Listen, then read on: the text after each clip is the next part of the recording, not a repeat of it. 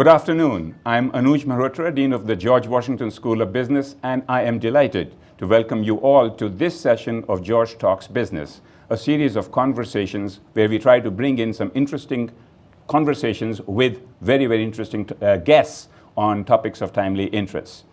I'm delighted to see all of you here, including the faculty, staff, some very important distinguished guests as well, and our good friends, not just in the classroom here, but also who are joining us virtually. This particular episode is actually sponsored and supported by the generosity of Steve Ross, who is a GWSB 81 alum.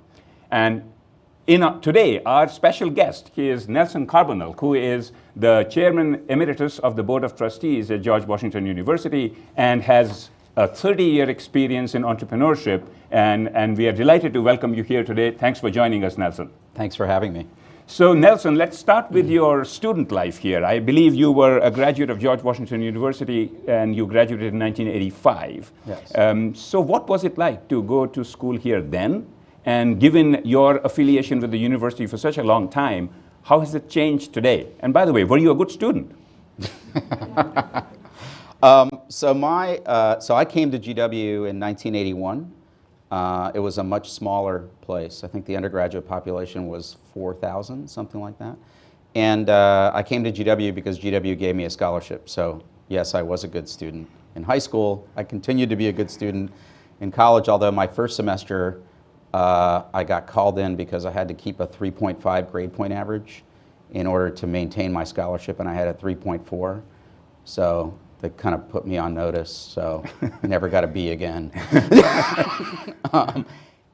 Anyhow, so it was a different environment. Washington was a different city, but it was a great experience for me, in part because I was able to work while I was a student. So I worked as a software programmer my junior and senior year. I also started a variety of businesses while I was on campus here, trying to make ends meet. There was a difference between my roommates. I have one roommate in particular who was from Guatemala. My parents are from Cuba, so I'm fluent in Spanish, so he and I got along great. He would go to the department store, give them his credit card, and buy whatever he wanted. And that seemed really strange to me. So that seems like the start of your entrepreneurial career, so to speak. And I believe you started a software engineering company from the basement of your house or apartment, and grew it into a $50 million business with 500 employees. So tell us a little bit about that and how what initiated that, what made you start that company, and what was it about? So I think to start, I always had a lot of curiosity about starting business. My best friend growing up, his father was a serial entrepreneur, and I spent a lot of time at his house. But you know, I probably spent the first 10 years learning. I started my first business about 10 years out of school, or 10 years after I started working professionally. You know, it was something I always aspired to do.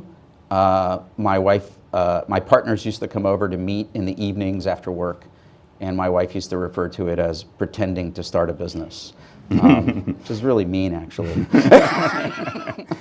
She's a nice person. I can vouch for that. I think she's a nice person. Yeah, she's a nice person. But and you know, we got the business started. We got our first client in 1994, and it took off from there. Great. So you have dealt with so many different businesses. I think one of the submitted questions that we invited people to submit questions was about your business and your whole experience with investing both in private equity as well as venture capital. So which one is more difficult? What are the different strategies? What do you study when you are trying to make an investment in one or the other? And which is riskier? So, so my preference has always been to start businesses in which I'm heavily engaged. I think I have high control needs, and somehow some level of confidence that says, well, if I'm in control, then it has a chance of going better. Now, that doesn't always turn out to be true. Whereas investing is much more passive. It's much more about investing in others and in what they aspire to do. And typically, if you're having to help them, it's not a good circumstance. I mean, a little bit of advice here and there, but If you're stepping in, it's usually a problem. So I'd say investing is a riskier proposition because you're not really in the driver's seat. And I think historically, the investors that have done well have played the law of large numbers. They've made dozens or hundreds of investments, and 3 of them paid off, as opposed to they have some magical way to determine who's going to be successful, which I don't think they actually do. So Nelson, a lot of people have actually told me that you are fearless. You enjoy taking risks. And so tell us about some of the biggest risks you have taken. And in particular, there are a lot of students in the audience here today who want to ask about the question about what is the characteristic, one single most characteristics for an entrepreneur to really have before they start experimenting with things like this. Right. So I am not fearless. I want to dispel that immediately. Okay. And I think the way you have to look at risk is, so I've never done anything that I thought was risky. Okay? I thought I've done things that may or may not have worked out, but I don't think I looked at it as risky, in part because the information I had changed my view of the risk of certain situations. So I'll just give you a quick example. When I started my first business, I had a job, which I quit. My boss was very upset that I quit, and he kept me on as a consultant with health benefits so that he wouldn't lose me right away. So that seemed like a pretty good deal. I had health insurance, and I had a little bit of income while I went and started my business. So the risk was that if the business failed, I'd have to get a job, which emotionally would have been very difficult. Right. But it wasn't risking my livelihood, my ability to pay my mortgage, those kinds of things. Other people viewed that through a lens of, holy cow, now you're going to have to go find a job. Well, I never had trouble finding a job. I had trouble finding a job that I liked. And so that was kind of the difference. So I think entrepreneurs, and successful entrepreneurs in particular, they calculate risk differently than others. So to the world at large, it looks risky, but in their mind, it isn't. Now, some of those calculations are delusional, and so you have to be careful that you don't talk yourself into something being low risk that actually isn't. But the successful entrepreneurs that I know all really, they're not risk takers. So Nelson, when we were talking before I joined George Washington University, I remember very distinctly you talking about how, and I don't remember the context of the conversation, but I do remember you saying 0 to 1 is difficult.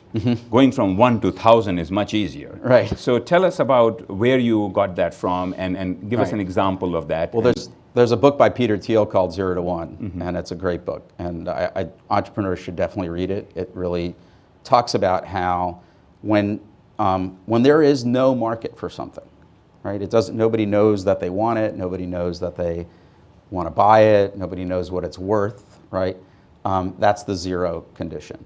When you go to, now all of a sudden you've built enough of a market where somebody wants to buy it, and typically kind of one is followed by others.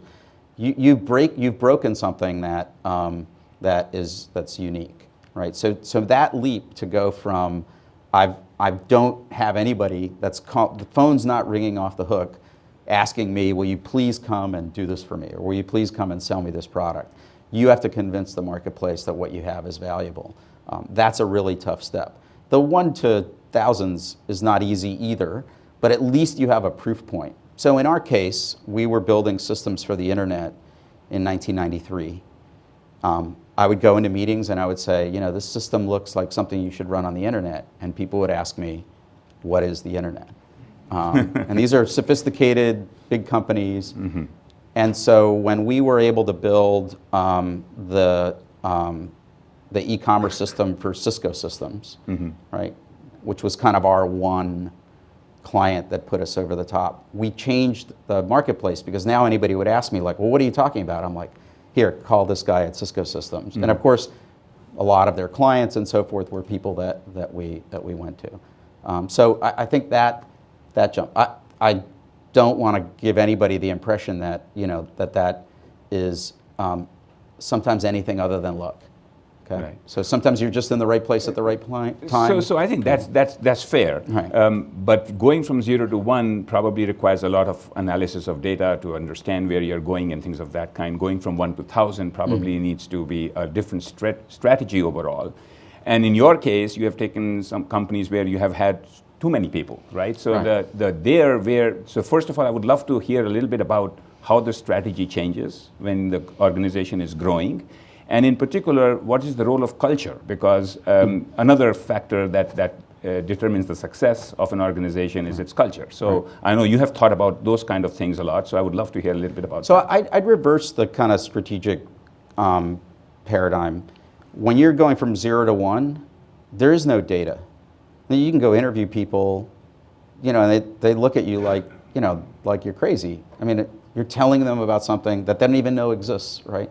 So it's a much more, you're much more relying on heuristics, on past experience, on analogy, on all kinds of things that are not very data-driven. When you break through to the other side, now it becomes more and more data-driven over time, because now you have real information that you can start to process what's working, what's not working. And as you move along, the strategy has to change from one that's more, I want to say seat of the pants and opportunistic, to one that's much more disciplined and thinks about things in a level of detail and data that's more traditional in business. I think the hardest thing to teach people, and I think we've talked about this, people are like, well, I want to be an entrepreneur, I'm going to take a class in it. And I was like, okay, well, everything they teach you in that class is useful, but it's not going to make you a successful entrepreneur. You have to have something else that you can't teach somebody in a class. So you ask about culture. So culture has, there's two ingredients to culture. One is where culture helps you and where it hurts you. Okay? Mm-hmm. So the change in culture that we made in our business, from where all those people that came to work for us came from, was we valued people with technical expertise. So if you look at, in the 1980s, there were certainly Silicon Valley and places like that where people with technical expertise were the people who really made it, right? But for a long time, technical people were like, go in the back room, do your thing, and then let us know when we get to do the important things. And so we reversed that. We said that culture is really about the technical people. We changed the reward system, the promotion system, how we thought about people in general, and put the technical people at the top of the pyramid, not the salespeople or the attorneys and all those people are important in the business, but something has to kind of lead in the culture. And so that was really important. So that helped us because we were very attractive to people who normally wouldn't have come work for us.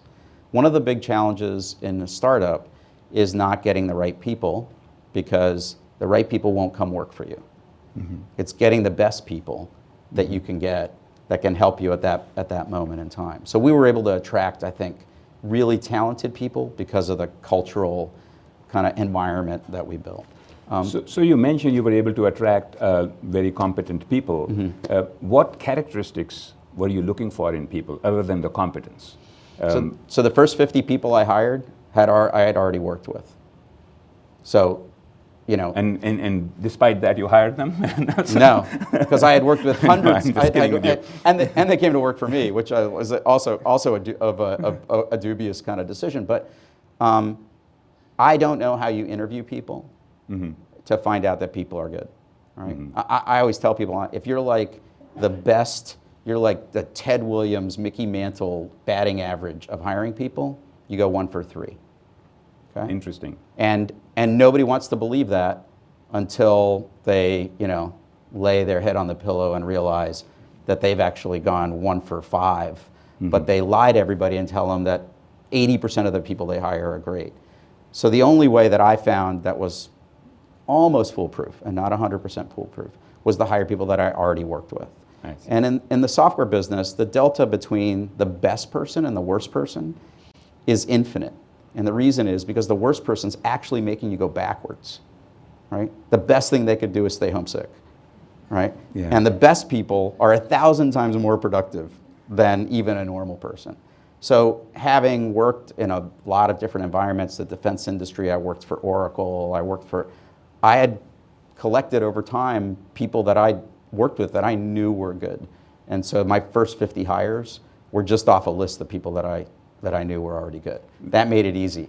That's very insightful. That's very insightful indeed. Now, there's often a saying that you learn from your mistakes, and God knows I'm learning every day. Right. So I want to hear a little bit about some of the hits and misses, some of the mistakes that you might have made, and how did you learn from them, and do you believe that you really have to learn from mistakes? So I think the discipline that I came from was all about making mistakes. So if you build software, you have bugs, right? And then you debug the software. So the normal process is you understand a problem, you design a solution, you build the solution, and then the solution doesn't work. And then you have part of the process is debugging. So I think that rather than attaching this kind of loaded word mistake to decisions, if you think about the fact that you have to debug things, right? That there's no way that you could possibly have been right out of the box. I knew one person in thousands of software people that I work with that would write code that would work right off the bat. And he was a very talented and strange human being. Okay, so if we start off in business saying, we're going to make mistakes and we have to debug this thing and we have to think about, it changes the way you think about it. So there's this whole kind of mantra like, fail fast. That to me, that kind of doesn't give you the right connotation. It's like, don't get so caught up in your answers that you think they're all right. Start out by thinking some of them are right and some of them are wrong. Your job is to find the wrong ones and fix them. So. Yeah, that's another insightful answer, I think. Let me ask you a different question, though. The world of entrepreneurship, if you look back the last 20, 30 years, it's just been an amazing story. Mm-hmm. How do you see it changing in the future? How with all the technological changes that are coming our way, do you have more hope, less hope? What do you think is going to be different? So I think that, and I'm very familiar with high-tech entrepreneurship and not as familiar with mm-hmm. others, so I'll confine myself to something I might know a little bit about. Mm-hmm. I think that technology entrepreneurship has changed dramatically since I was an entrepreneur. And the mm-hmm. reason is that when I started my business, there was a very, very small population of people that actually knew how things worked, right? So I mean, people who really could tell you, here's how a computer works, here's how the software works. And so they had huge advantages over everybody else because you were able to effectively make things that worked in an industry that had a pretty high failure rate. That doesn't exist anymore. I think we have a much broader set of people that understand technology, how it works, that can make it work. So the advantage needs to be more about a particular niche or market or problem that you solve, as opposed to the advantage of really just having an understanding. The second thing that's changed is I started my business with $10,000 in the basement of my house and grew it to be a $50 million company. That would be really hard to do now. And if you look at the businesses that in the technology industry have really been successful, they raise gargantuan sums of money relatively early and basically obliterate the competition with money, not with ideas. And mm-hmm. I think the ideas have to be good, but Uber doesn't get to be Uber unless they can basically give rides away for free for a really long time, including, mm-hmm. I think, like right now. Mm-hmm. And so that's I think those are really huge differences, and it just requires a different skill. Okay, so from the perspective of students in college today, mm-hmm. what would your advice be in terms of the kind of courses they should be taking and preparing themselves to be, especially if they are interested in entrepreneurship? So first, I think that you have to have the bug to be an entrepreneur. It's not like a career choice, like I'm not sure if I want to be a CPA or a finance, I mean, it's not a career choice. It's like you have to have something in you that, because you're going to have to plow through a lot of failure and rejection, and you have to have kind of just some metal that gets you through all that. Or you just have to be somebody who likes rejection, which I think is kind of weird, right? But I hate rejection, right? But you just have to kind of go through that. I would say that what students need to understand is learning doesn't stop just because you graduated from school. Mm-hmm. And that what you know when you graduate is really important to help you learn the next thing. And so I see far too many students that want to be Mark Zuckerberg or Bill Gates and drop out after freshman year in college because they have a really cool idea. I would say there's probably a graveyard of tens of thousands of people that did that are not Mark Zuckerberg or Bill Gates, right? And so I don't think their example is a particularly good one for aspiring entrepreneurs. I think that you need to really think that learning is not something that ever comes to an end, and that early on, you need to make your career choices. And I'd say the best advice I gave, what I got and then now have given is, if you have a job and you're not learning, quit. Because they're not paying you enough, right? So part of it is find yourself in opportunities where you're learning new things, where you're building networks of people, where you're learning the 50 people that you're going to hire when you start your business, as opposed to, I got out of school, I took a class on entrepreneurship, I think it's really cool, and I'm going to start a business. I think the failure rate there is really high. Well, thank you, and I hope the students here got this message. We want you to stay in school. So let's shift gears a little bit. You know, you have dedicated 17 years to the board. You served on the boards, including 6 as chair of the Board of Trustees at George Washington University. So I want to hear about how you got involved. What made you get involved with the board? So I had just taken my company public, and frankly, after I left GW, I mean, I would get some magazines, and I had friends that I knew, but I had very little connection to the place. My kids were born in GW Hospital, so that was kind of nice. I knew where the cafeteria was.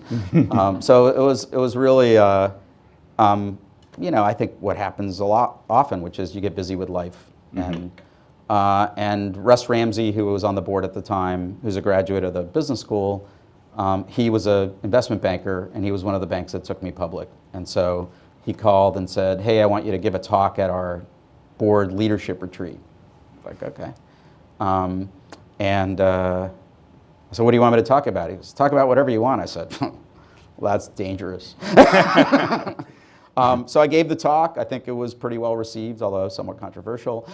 and you know, soon thereafter, the board chair asked if I was interested, and I went through the process and joined the board, I guess 2 years after that. That's great. So I've heard so many times on how your tenure on the board has been transformative for this for the university. So let me hear some of the second most important decision you took, assuming the first and topmost was to bring me here as a dean of School of Business. So let's hear about some of the big decisions you made or you were involved in, and how they transformed the university. So I would say by far the most profound long-term decision we made for the university was to build the Science and Engineering Hall. I mean, that was a huge allocation of capital. It was very controversial.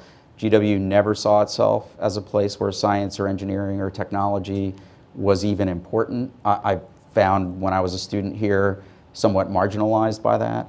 And I think the board kind of recognized that at that stage, that to be really a preeminent comprehensive university, you had to basically really have a broad array of disciplines. You didn't have to do everything, but you had to cover the waterfront from medicine and engineering and technology, in addition to the kind of traditional strengths, you know, in law and social science and so forth.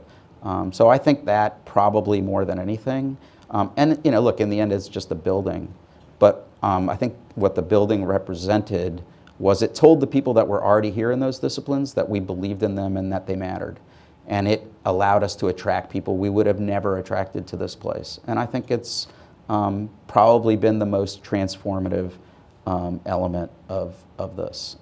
The second one that I have to add is I think that people matters a lot. And I think that I was on the search committee that hired Steve Knapp, who really came with a vision that this was a research university, and really kind of put that in everybody's mind, and over his tenure really changed that. And then I think hiring Tom LeBlanc was also kind of at a critical junction where we said, okay, here's the ingredients that we have.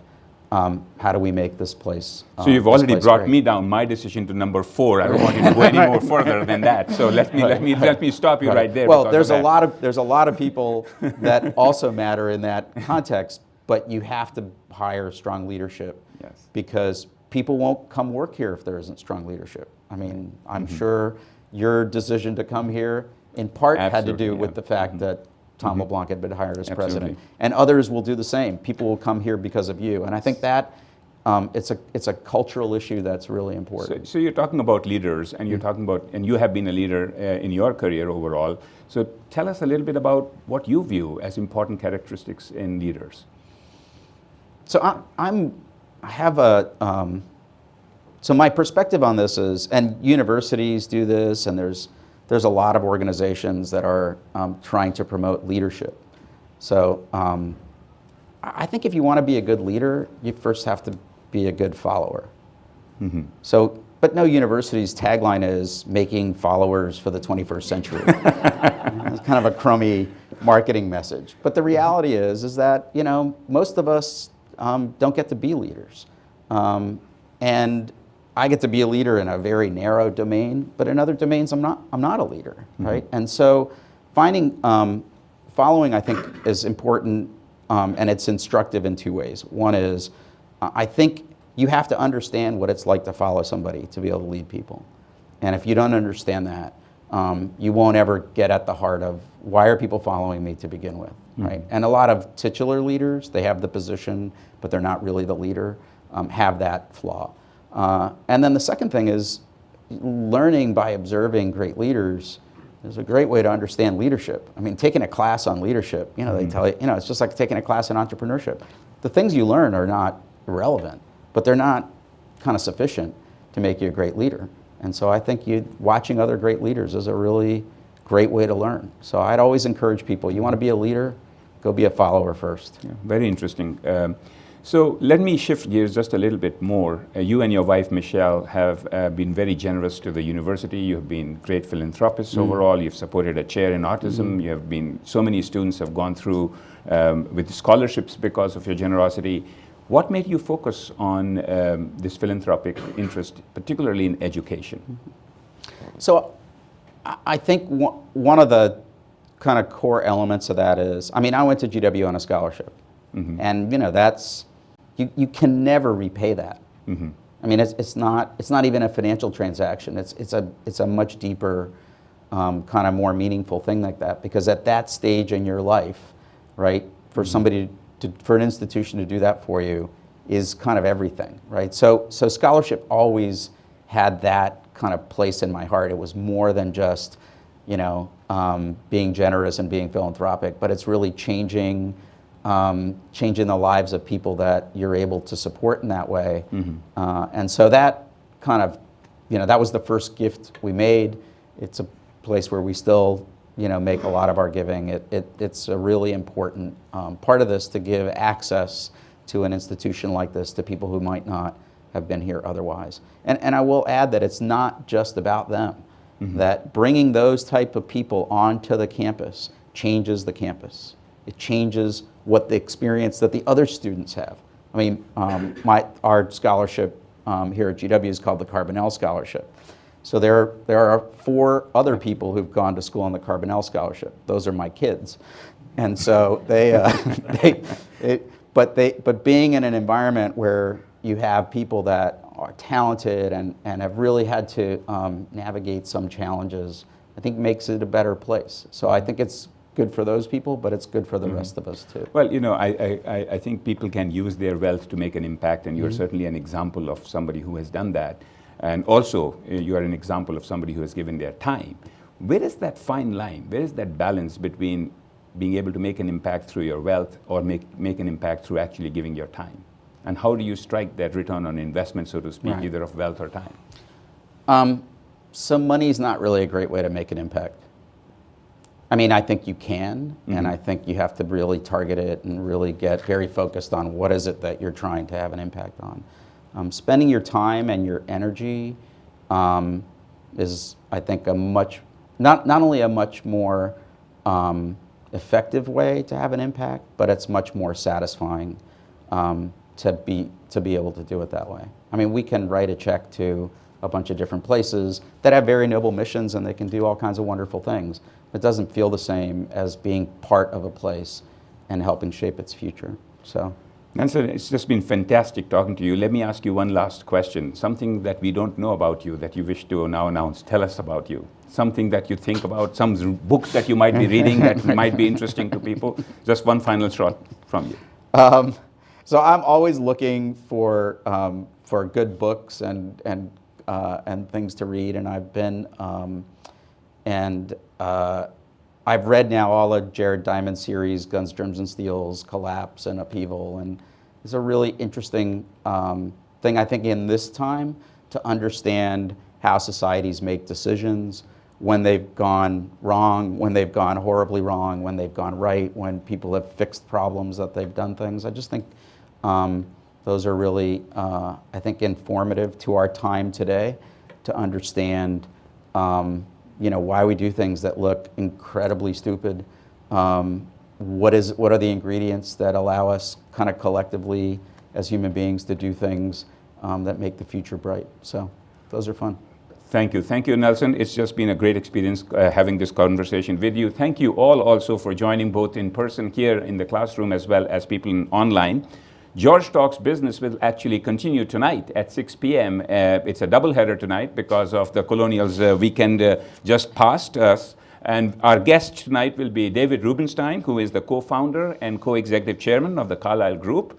A reminder, this George Talks Business is in September, along with this episode today, and all episodes in September are really are possible through the generous support of Steve Ross. And if any of you who like this programming would like to support, please email me. I look forward to seeing you all at the next George Talks business session tonight, in person or in online. Thank you again for joining. Thanks. You, Nelson. Thank you. Thanks, Steve Ross. Thank you very much.